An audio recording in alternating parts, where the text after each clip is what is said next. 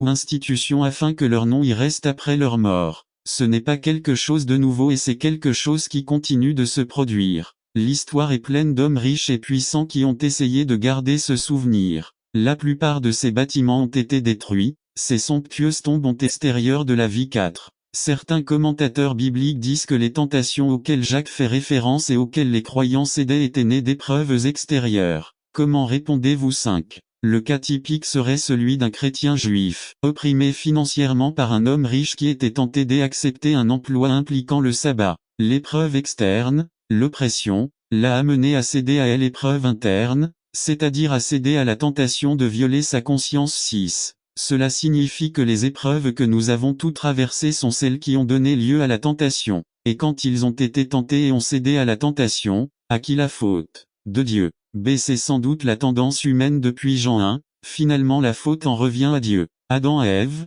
Ève au serpent, et enfin Dieu pour avoir jeté Satan sur terre. Les êtres humains continuent de blâmer les personnes ou les circonstances pour leurs actes A s'ils ne l'avaient pas fait, B si elles ne l'avaient pas dit, C s'ils ne l'avaient pas été, D oui conditionnel 1. Nous blâmons nos parents, le conjoint, le patron au travail, le professeur, le voisin, pour ce que nous avons fait ou même pour ce que nous sommes d'eux. Les personnes, les circonstances, les mauvaises décisions, les problèmes de toutes sortes nous affectent, mais les frères de la communauté de Santiago ont franchi le pas, ils ont reproché à Dieu de devoir céder ou n'attendez pas qu'il soit trop tard. Devenez membre de la chaîne Today et bénéficiez de réconfort et de soutien dans les moments difficiles. Cliquez sur le lien dans la description de la vidéo. Mardi 9 avril 2024 page 1 Tentation. Dieu m'a conduit à la tentation 1:13-3. Lorsque nous ne pouvons pas comprendre les raisons ou les motifs de nos souffrances ou de nos tentations, la première réaction est de blâmer Dieu.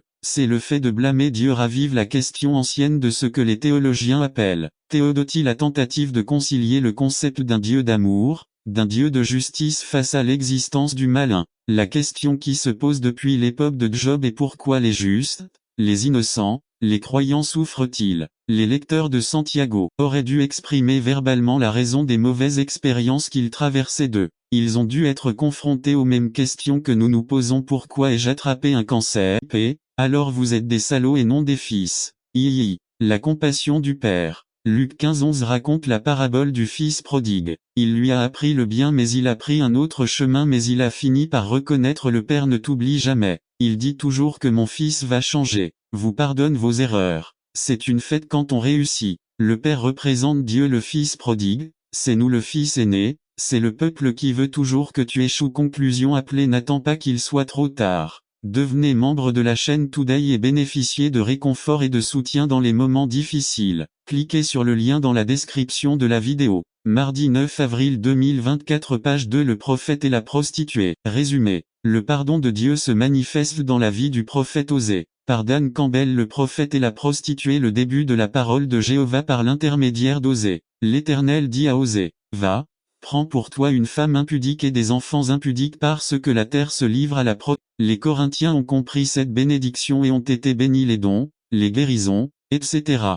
Jésus a payé le prix, il suffit de discerner le corps. N'attendez pas qu'il soit trop tard. Devenez membre de la chaîne Today et bénéficiez de réconfort et de soutien dans les moments difficiles. Cliquez sur le lien dans la description de la vidéo. Mar 9 avril 2024 page 3 Le père de la maison résumé. Je souhaite partager de manière particulière ce que représente la position du pasteur au milieu de l'Église. Reconnaissez que cet homme, plus qu'un pasteur, est le père de la maison. Par Ramon Roja je veux partager d'une manière particulière ce que représente la position du pasteur au milieu de l'Église. Reconnaissez que cet homme, plus qu'un pasteur, est le père de la maison. Y analysons brièvement la lecture A. Au cours de son parcours ministériel, Élie a reconnu la nécessité de donner à son successeur un fils spirituel. B. En passant devant Élisée, Élie jette son manteau sur Élisée, qui travaille dans les champs. C. Élisée a immédiatement reconnu son appel et l'urgence d'être sous la direction d'Élie. Son père D. En raison de cette conviction, Élisée décide de le servir en tout. C'est pourquoi,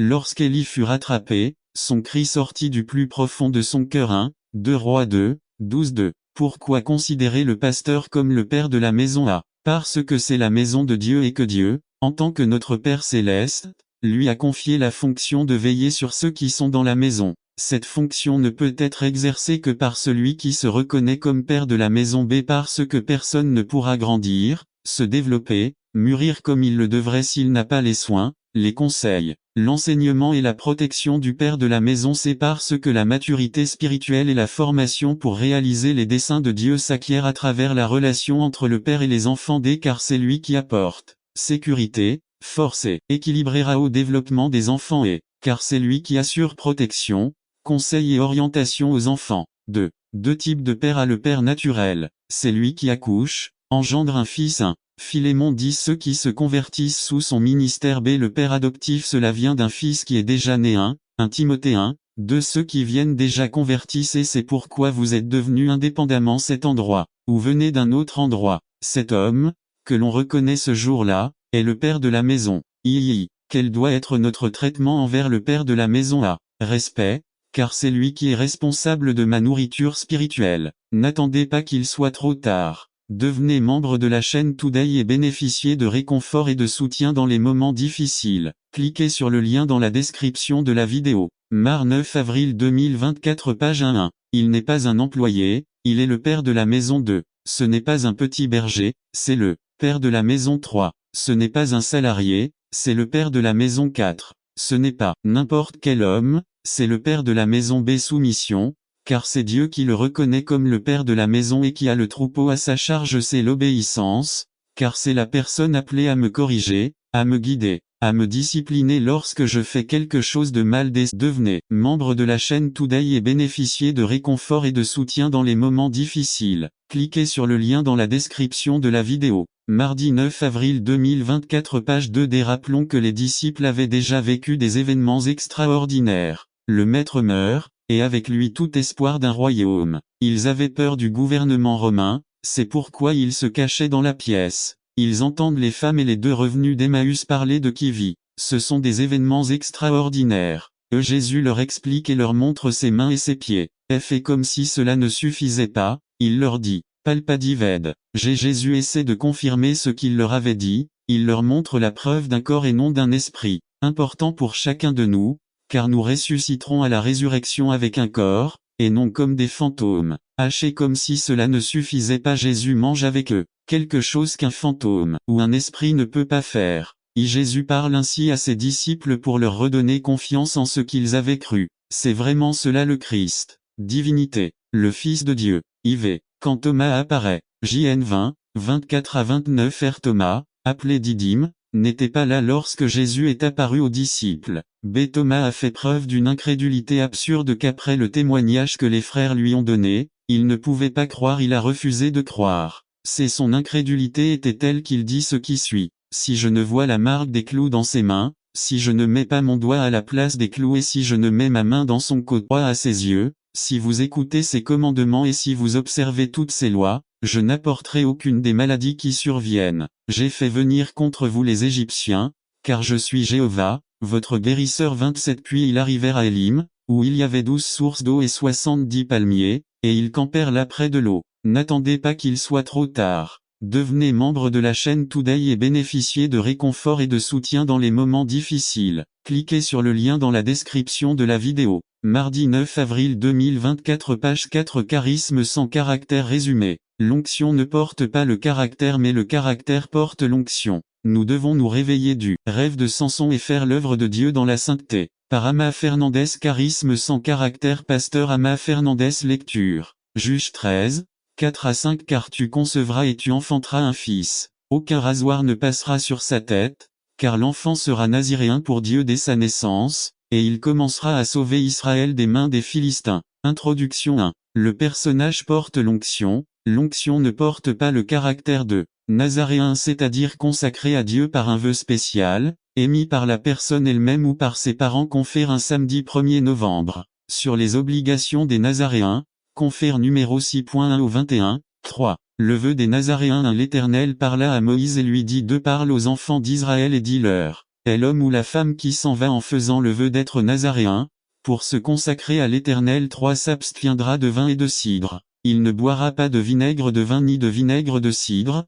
ni ne boira de liqueur de raisin. Pourquoi nous ne pouvons pas rester les bras croisés pendant que nous contemplons qu'ils empruntent le mauvais chemin et que nous ne faisons rien pour l'empêcher? En tant que parents, nous avons le droit et le devoir sacré de nous approcher de Dieu, à travers le Christ, pour nous positionner comme intercesseurs en faveur de nos enfants. Peu importe ce que nous entendons de nos enfants ou à leur sujet, notre première réaction devrait certainement être l'intercession. Car comme le dit l'Écriture, les fruits des entrailles sont n'attendez pas qu'il soit trop tard. Devenez membre de la chaîne Today et bénéficiez de réconfort et de soutien dans les moments difficiles. Cliquez sur le lien dans la description de la vidéo. Mardi 9 avril 2024, page 1. Récompense comme des flèches dans les mains du guerrier sont les enfants de la jeunesse. Aucun de nous ne connaît, avec certitude, les plans de Dieu pour chacun de nos enfants. Nous ne savons pas si le Seigneur suscitera de meilleurs dirigeants que nous. C'est pourquoi nous ne pouvons cesser d'intercéder pour eux. Cependant, il y a certains aspects de la plus haute importance concernant cet aspect de la prière,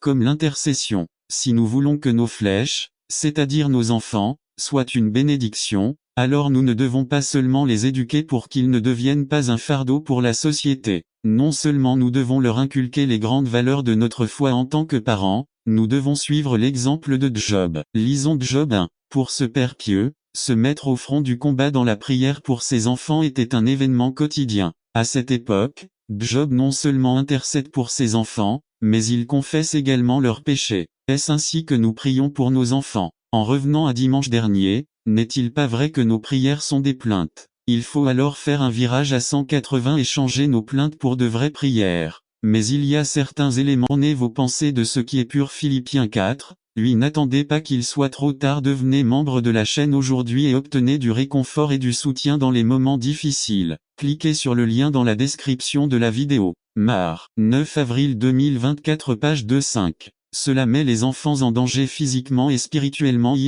Avertissements scripturaux à Éphésiens 4, 27. Ne laissez aucune place au diable. B. Soyez vigilants. 1 Pierre 5, 8. C. N'ignorez pas ses projets. Jacques 4, 7. Éphésiens 6, 11. 2 Tim 2, 26. 2 Cor 2, 11. D. L'occultisme est une abomination pour Dieu. 2 18, 9 à 12. Exode 22, 18. Abstenez-vous de toutes sortes de mal. 1 5, 22. F. N'apprenez pas les coutumes des païens. Jérémie 10, 2 à 3. 2 18, 9. J'ai chassé les œuvres des ténèbres. Romains 13, 12. Nous ne sommes pas des ténèbres. 1 5, 5. Éphésiens 5, 8. 2 Cor 6, 14 à 17. IV. Ce que le chrétien devrait faire à ne participer d'aucune façon. Éphésiens 5, 11. 1. N'envoyez pas vos enfants demander Halloween. 2. N'organisez pas d'activités d'Halloween dans l'église sous prétexte de les gagner pour Christ, tous les jours et de gagner des âmes pour Christ.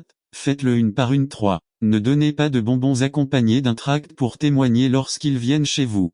Tena, jamais nous abandonnera. 2. 3 observations pratiques. Concernant la confiance à 1. Le Seigneur est ma lumière et mon salut, de qui aurais-je peur? Jéhovah est la force de ma vie, de qui devrais-je avoir peur? 2. Quand les méchants, mes bourreaux et mes ennemis, se rassemblaient contre moi pour manger ma chair, ils trébuchaient et tombaient. 3. Même si une armée campe contre moi, mon cœur ne craindra pas. Même si la guerre éclate contre moi, je serai confiant. Psaume 27.1. B. La confiance n'est pas le résultat d'un manque de problèmes. L'auteur de ce psaume a rencontré plusieurs problèmes. 1. Il avait des ennemis, des perturbateurs, des malfaiteurs qui voulaient dévorer sa chair. Une armée campée contre lui. C'est la confiance et le résultat du fait de confier nos problèmes à Dieu. Au milieu de ces difficultés, l'écrivain a gardé son attention concentrée sur Dieu et non sur sa situation difficile. Jéhovah est la force de ma vie. Dès les victoires d'hier donnent plus de confiance pour le présent. N'attendez pas qu'il soit trop tard. Devenez membre de la chaîne Today et bénéficiez de réconfort et de soutien dans les moments difficiles. Cliquez sur le lien dans la description de la vidéo. Mardi 9 avril 2024, page 1. Le verset 2 parle au passé.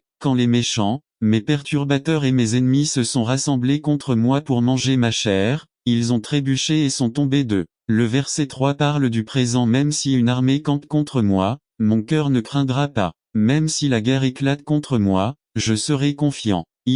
Jusqu'à quand Dieu a vouloir tout savoir, même si cela est naturel, est un signe de méfiance et provoque des fruits amers. Cela produit de l'impatience, de la déception et de la frustration. Cela nous vole notre joie, nous cessons de profiter de notre présent en pensant au futur. B. La confiance ne peut pas s'exercer lorsque nous sommes continuellement frustrés d'essayer de deviner, ou lorsque nous sautons de l'avant et faisons ce qui nous semble le plus logique parce que nous n'avons pas encore reçu la réponse IV. Pour développer la confiance, nous devons appuyez-vous sur Dieu. I5 Confie-toi au Seigneur de tout ton cœur, et ne t'appuie pas sur ta propre intelligence. Si reconnais-le dans toutes tes voies, et il aplanira tes sentiers. B. Accepter le timing de Dieu. I11 Dieu a fait toutes choses belles en son temps, et a mis le sens du temps dans l'esprit humain, même lorsque l'homme ne peut pas comprendre l'œuvre que Dieu accomplit du début à la fin. Ecclésiaste 3.11 C'est soyez patient je dis, c'est un des fruits de l'esprit. N'attendez pas qu'il soit trop tard. Devenez membre de la chaîne Today et bénéficiez de réconfort et de soutien dans les moments difficiles. Cliquez sur le lien dans la description de la vidéo. Mardi 9 avril 2024 Page 2 Le pont résumé.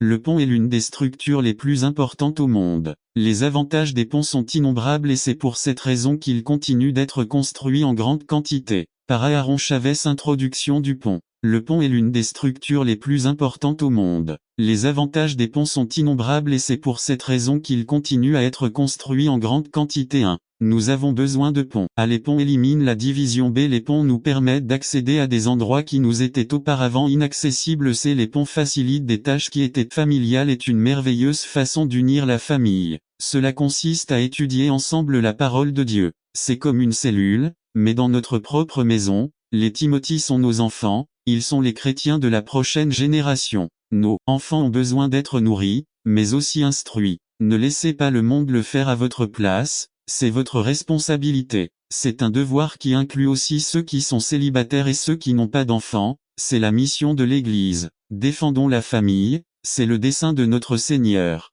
N'attendez pas qu'il soit trop tard. Devenez membre de la chaîne Today et bénéficiez de réconfort et de soutien dans les moments difficiles. Cliquez sur le lien dans la description de la vidéo. Mardi 9 avril 2024 Page 3 L'expérience Emmaüs Road résumé. L'expérience vécue par deux disciples de Jésus en marchant vers Emmaüs nous apprend beaucoup sur la nature de la résurrection de Jésus-Christ. Nous tous, en tant que croyants et nés de nouveau, aurions aimé marcher avec le Christ ressuscité par le Major Gerardo Balmori. L'expérience sur le chemin d'Emmaüs. Luc 24 14 à 46 L'armée du salut. Major Gerardo Balmori. L'expérience qu'ont vécu deux disciples de Jésus marcher jusqu'à Emmaüs nous en apprend beaucoup sur la nature de la résurrection de Jésus-Christ. Nous tous, en tant que croyants et nés de nouveau, aurions aimé marcher avec le Christ ressuscité. Dans ce passage, Jésus expose les merveilleuses vérités de l'Ancien Testament à ses deux disciples. En lisant cette parole, nous pouvons remarquer que l'expérience sur le chemin d'Emmaüs ne se limite pas seulement au voyage vers cette ville, mais aussi au retour victorieux de la bonne nouvelle aux 11 apôtres à Jérusalem. Nous pouvons diviser ce passage selon les événements suivants. Après avoir lu les passages, partagez vos commentaires avec le groupe 1. Ils n'ont pas remarqué la présence du Christ. Luc 24 14 à 17. 2. Les deux disciples répondent à la question de Jésus. Luc 24, 18 à 24. 3. La merveilleuse leçon qu'ils reçoivent. Luc 24, 25 à 27. 4. Le moment que les deux disciples ont reconnu Jésus. Luc 24, 28 à 31. 5. Leur témoignage de les apôtres. Luc 24 32 à 35. 6. La deuxième rencontre avec Jésus ce même jour. Luc 24, 36 à 46. N'attendez pas qu'il soit trop tard. Devenez membre de la chaîne Today et bénéficiez de réconfort et de soutien dans les moments difficiles. Cliquez sur le lien dans la description de la vidéo. Mardi 9 avril 2024 Page 1 Mettez vos yeux sur le Christ résumé. Comme le titre l'indique, la lettre aux Hébreux a été écrite aux chrétiens juifs. Ils risquaient constamment de revenir au judaïsme, ou du moins d'accorder une grande importance aux observances cérémonielles. Le but principal de l'écrivain est de M. par Major Gerardo Balmori. Mettez vos yeux sur le Christ. Hébreux 12, de l'armée du salut. Major Gerardo Balmori. Introduction. Comme le titre l'indique, la lettre aux Hébreux a été écrite aux chrétiens juifs. Ils risquaient constamment de revenir au judaïsme, ou du moins d'accorder une grande importance aux observances cérémonielles. Le but principal de l'écrivain est de montrer le spécial pour cet homme spécial et c'est un problème. Montrer le véritable amour. L'amour que vous pouvez ensuite transcender vers vos enfants. N'attendez pas qu'il soit trop tard. Devenez membre de la chaîne aujourd'hui et obtenez du réconfort et du soutien dans les moments difficiles. Cliquez sur le lien dans la description de vidéo. Mardi 9 avril 2024 page 2. Que Dieu vous donnera. Enfin, cette bague peut signifier l'amour propre. Que vous vous permettiez de choisir de vous protéger d'une situation qui vous pèse plus tard ou qui vous fait plus tard ressentir une grande culpabilité, voire contracter une maladie. Shakespeare a dit, « Sois fidèle à toi-même ». Mais la parole de Dieu nous enseigne que nous devons être fidèles à Dieu. Avoir la continence, c'est avoir l'estime de soi, c'est se respecter soi-même et c'est aimer Dieu qui t'a formé. Demandez aux parents de venir avec leurs cadeaux. Vos parents apportent un cadeau symbolique de votre voyage. Quand tu étais petite, tu ne choisissais pas où tu voulais aller. Ils vous emmenaient avec eux partout où ils allaient ou voulaient vous emmener. Aujourd'hui, on vous présente vos premières baskets à talons hauts. Cela signifie qu'ils ont confiance que vous êtes prêt à vous fixer des objectifs plus élevés et à marcher d'une manière digne, d'une manière qui apporte beaucoup de contentement à leur cœur et beaucoup d'honneur à votre famille. Présentez la bougie décorée. Demandez aux parents d'allumer la bougie qui est dans les mains de leur fille avec la bougie qu'ils ont allumée précédemment. Cette bougie symbolise votre vie. La Bible nous dit que nous devons briller devant tout afin qu'ils voient nos bonnes œuvres et glorifient notre Père qui est aux cieux. Ma prière pour vous est que vous fassiez de votre vie un exemple que beaucoup de petites filles veulent suivre. Vous ne pouvez briller pour Dieu que s'il habite en vous. Il est votre source de lumière. Si vous demeurez en Dieu, vous ne serez pas dans les ténèbres. Une fois de plus, je vous exhorte à souvenez-vous de votre Créateur au jour de votre jeunesse. Donnez le meilleur de vous-même aux professeurs. Demandez-leur de dire leurs mots de gratitude à leurs parents, à leur famille et à leurs invités. Demandez à tous les trois de s'agenouiller. Dites une prière spéciale pour la mariée et ses parents. Terminez par la bénédiction pastorale. Que le Seigneur fasse briller son visage sur vous et ait pitié de vous. Que le Seigneur lève sa face vers vous et vous donne la paix. N'attendez pas qu'il soit trop tard. Devenez membre de la chaîne Today et bénéficiez de réconfort et de soutien dans les moments difficiles. Cliquez sur le lien dans la description de la vidéo. Mardi 9 avril 2024 page 3 Plénitude en service résumé. Différence entre le serviteur et le leader. Marquage des caractéristiques entre la notion de serviteur dans la Bible et les caractéristiques du leader dans les sphères laïques. Par Séraphin contrera plénitude en service. Comme vous le savez, chez les païens, les chefs gouvernent leurs sujets avec tyrannie, et les grands font sentir leur autorité sur eux. Mais entre vous, ça ne devrait pas être comme ça. Au contraire, celui d'entre vous qui veut être grand doit servir les autres et celui d'entre vous qui veut être le premier doit être votre esclave. Car de même, le Fils de l'homme n'est pas venu pour être servi, mais pour servir et donner sa vie en rançon pour une multitude. Matthieu 20 25 à 28 Les deux sortes de sagesse évoquées par Jacques dans 3 13 à 18 sont toutes deux en concurrence sur l'usage de la langue. Le mauvais usage de la langue 3 1 à 12 est un signe de fausse sagesse, ou ce que le monde appelle sagesse 3 14 à 16 tandis que son bon usage 3 17 à 18 est un signe de la vraie sagesse. La sagesse qui vient d'en haut b. Deuxièmement, les deux sections 3 1 à 12 et 3 13 à 16 se trouvent dans le cadre de conflits, de disputes et de dissensions au sein de la communauté à laquelle Jacques écrit 1 Jacques 3 1. 12 nous a montré que la langue est la racine de tout mal 2 Jacques 3 13.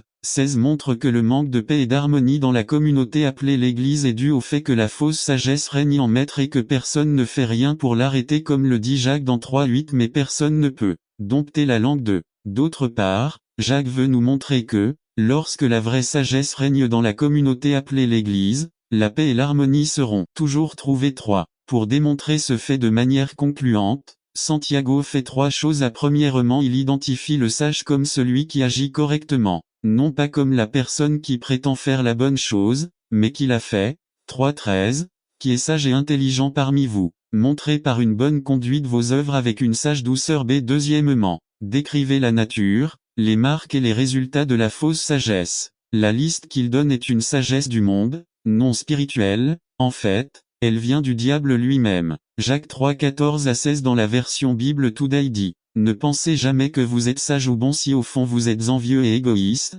car il n'y a pas de pire mensonge que cela. L'envie et l'égoïsme ne viennent pas de Dieu, bien au contraire, ils sont terrestres, charnels et diaboliques. Là où il y a l'envie et l'égoïsme, il y a le désordre et toutes sortes de maux. N'attendez pas qu'il soit trop tard. Devenez membre de la chaîne Today et bénéficiez de réconfort et de soutien dans les moments difficiles. Cliquez sur le lien dans la description de la vidéo. Mardi 9 avril 2024 page 1c. Troisièmement, décrivez cette caractéristique de la vraie sagesse. Ces vertus caractérisent la vraie piété, le vrai christianisme, mais surtout, elles sont d'origine céleste.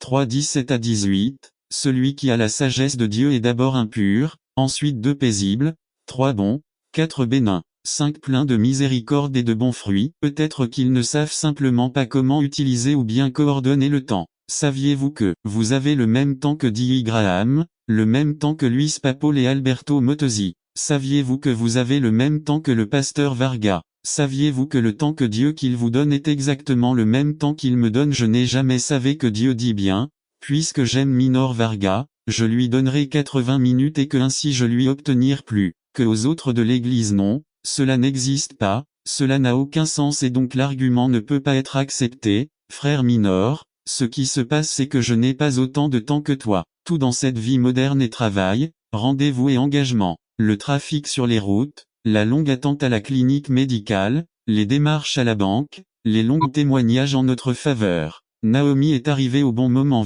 22 applications. Nous apprenons quelques leçons. Partir sans volonté divine conduit à la ruine et au malheur. La carte de l'ego ou du caprice mène à la route de la destruction et à l'autoroute de la mort. Lot est allé à Sodome. Il a vu que c'était bien. Jonas partit pour Tarsis. Je pensais que c'était sa fuite. Paul a essayé d'aller à Jérusalem mais Dieu l'en a empêché. Naomi est allée à Moab et a tout perdu. Nous devons nous demander pourquoi notre plaisir s'est transformé en amertume. Dans notre évaluation nous laissons Dieu nous fournir la réponse et le remède. N'attendez pas qu'il soit trop tard. Devenez membre de la chaîne Today et bénéficiez de réconfort et de soutien dans les moments difficiles. Cliquez sur le lien dans la description de la vidéo mardi 9 avril 2024 page 2 conclusion. Lorsque le doux devient amer dans nos vies, rappelons-nous que notre perte ne doit pas nécessairement être notre fin mais choisissons d'en faire notre début. Au début, rappelons-nous que Dieu a pourvu à nos besoins. Dans cette disposition, nous sommes conscients que votre recherche implique des primes et que sa valeur sera incalculable pour notre satisfaction.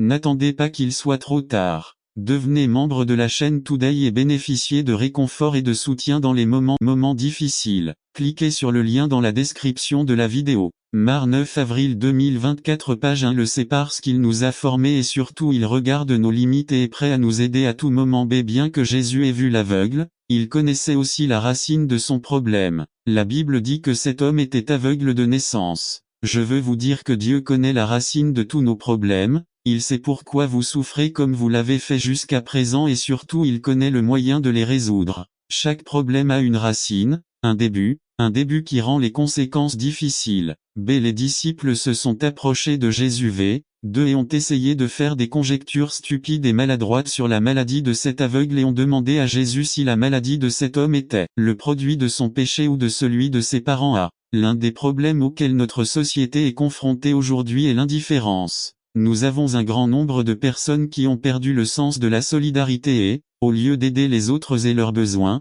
ils se sont consacrés à trouver des coupables et à pointeurs du doigt. Alors que la Bible enseigne que nous devons laisser derrière nous ce qui reste là et que nous devons nous étendre à ce qui nous attend. Nous ne pouvons plus vivre dans le passé et hier. Aujourd'hui est le moment de commencer une nouvelle vie en Christ parce que les choses anciennes sont passées et en Christ toutes choses sont devenues nouvelles. La Bible enseigne que la méchanceté de nos pères et ses conséquences s'étendent aux 3e et 4e générations. Il existe de nombreux cas où la malédiction générationnelle nous poursuit, mais en Christ nous pouvons briser tout lien et déclarer la victoire sur les armées du mal et sur les liens du passé. C'est Jésus répondit aux disciples que la cécité de cet homme n'était pas le produit de son péché ou de celui de ses parents, mais que l'œuvre de Dieu pouvait se manifester en lui. 3. Dieu désire que nous, ses enfants, comprenions que les épreuves que nous traversons et les situations que nous traversons ne sont pas des. 10 ans plus tard, il constata que sa famille et la tribu à laquelle il est normal qu'il y ait des sentiments de sympathie plus forts envers certaines personnes. Ce n'est pas mal, mais le plus dangereux c'est qu'on se retourne les uns contre les autres. Divisons l'Église en formant des groupes de favoris. Gardons-nous de créer des divisions entre nous. Qui suivons-nous finalement? Nous devons suivre le Seigneur. La 3e raison pour laquelle ce type de division dans l'Église est dangereux est que nous montrons un mauvais témoignage. 11. J'ai été informé de votre présence chez Chloé. N'attendez pas qu'il soit trop tard. Devenez membre de la chaîne Today et bénéficiez de réconfort et de soutien dans les moments difficiles. Cliquez sur le lien dans la description de la vidéo mardi 9 avril 2024. Page 3. Nous ne savons pas qui étaient les gens de Chloé, mais il est évident qu'ils ont apporté le rapport à Pablo. Ce qui se passait dans l'Église, les factions étaient connues de beaucoup, même en dehors de leur foyer du moins. Cela s'est produit lorsqu'ils ont commencé à être jugés devant des tribunaux publics. Lorsque nous entretenons de mauvaises relations et nous laissons emporter par la division, nous prêchons le contraire de l'enseignement biblique concernant la communion chrétienne. Nous avons souvent chanté le psaume 133. Voyez comme il est bon et comme il est bon pour des frères de vivre ensemble. Nous avons également confessé dans le symbole des apôtres. Je crois à la communion des saints. Cependant, il est possible que beaucoup d'entre nous ne vivent pas ces déclarations. Nous avons de la jalousie,